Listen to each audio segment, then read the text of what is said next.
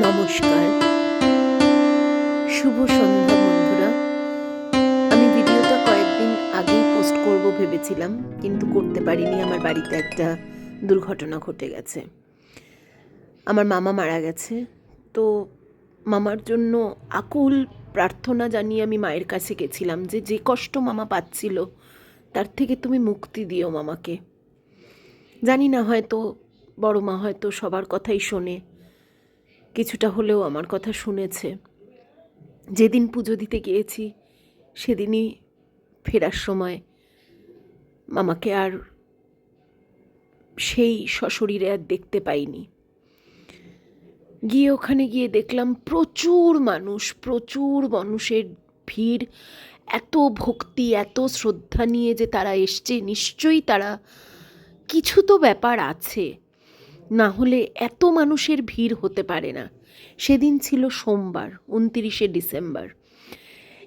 আমরা খুবই সুন্দরভাবে গিয়েছি ট্রেনে করে।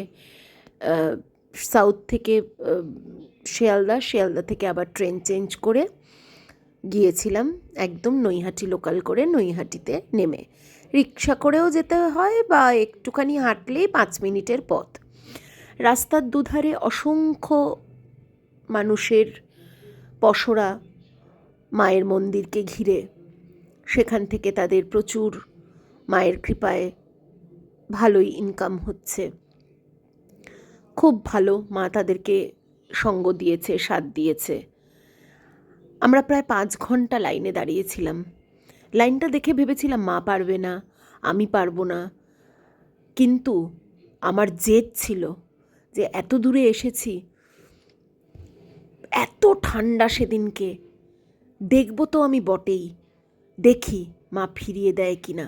এর আগে আমি তিনবার চেষ্টা করেছিলাম, কিন্তু 3বারই আমার খুব দুর্ভাগ্যজনক, দুর্ভাগ্যবশত কারণে, দুর্ভাগ্যজনক কথাটা ভুল, দুর্ভাগ্যবশত কারণে আমি মায়ের ডাক শুনতে পাইনি। এইবার শুনতে আমি পেয়েছি। জানি না কি অদ্ভুত ব্যাপার। আমি কিন্তু তার আগের মুহূর্ত পর্যন্ত আমি জানতাম না আমি যাব। প্রচুর পসরা, প্রচুর জিনিস, প্রচণ্ড ঠান্ডা। সেদিন পাশের গঙ্গার এপার ওপার দেখা যাচ্ছে না। আমি কিছু মুহূর্তগুলোকে ফ্রেমবন্দি করতে খুব ভালোবাসি। ফুল চারিদিক, আশেপাশ খুব পরিষ্কার। আগে একটা পুরনো মন্দির ছিল, সেই মন্দিরটাও তোমাদের আমি দেখাবো। লাইনে দাঁড়িয়ে থাকতে বাচ্চাদের জন্য একটা অ্যামিউজমেন্ট পার্ক, অর্থাৎ যেখানে বাচ্চারা কিছুক্ষণ সময়ের জন্য বিভিন্ন পশু পাখি দেখে তারা আনন্দ পাবে। 20 টাকা তার দাম।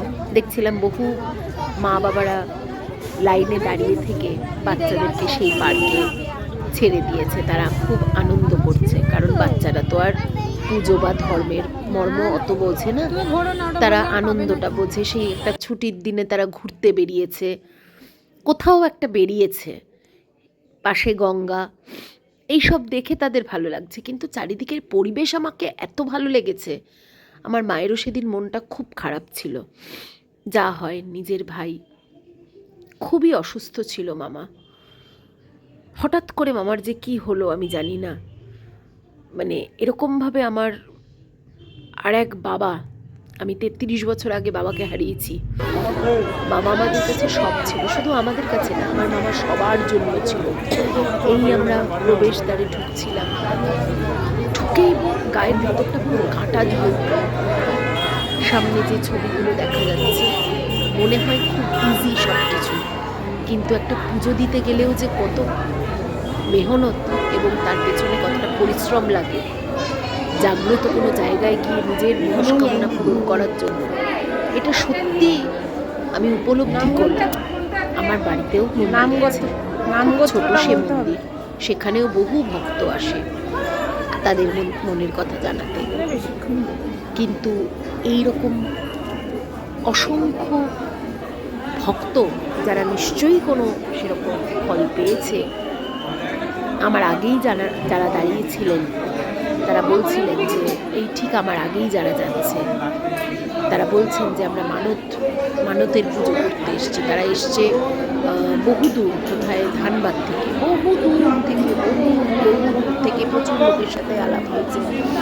দাঁড়িয়ে থাকতে থাকতে যা হয় কথা হয়। এবার আমরা আস্তে আস্তে কিছুটা কাছে যেতে পেরেছি। আমি যতটা পেরেছি, ওখানে ছবি তোলা বারণ ছিল।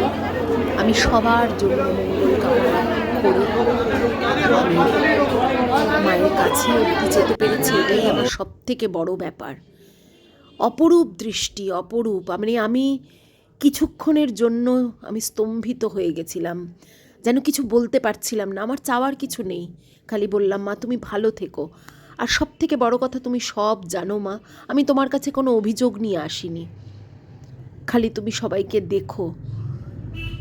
এই যে পরস্পর দুর্ঘটনা আমাদের পরিবারের ওপর দিয়ে অনেক গেছে, আর আমি কাউকে হারাতে পারছি না, আর চাই না আমি হারাতে। তুমি দেখো মা, তুমি নিজেও ভালো থেকো, তুমি সবাইকে দেখো, তোমার কাছে যেন বারবার আমরা আসতে পারি। মাকে প্রণাম করে পুরনো মন্দিরটায় গেলাম। সেটি বেশ শান্ত নিরিবিলি, সেখানে ভিড় নেই। এটি হচ্ছে পুরনো মায়ের একটা বিগ্রহ, এখানে একদম ফাঁকা। তারপরে কিছুক্ষণ গঙ্গার পাড়ে বসে মনটা খুব ভারাক্রান্ত হয়ে গেল। পুজো দিয়ে যতটা মনটা খুব খুশি হয়েছিল, ফেরার পথেই খবরটা পেয়ে গেলাম। আজকের ভিডিওটা হয়তো আমি করতাম না, কিন্তু ভাবলাম এই স্মৃতিটাও ধরে রাখি। সকলে ভালো থেকো, সুস্থ থেকো।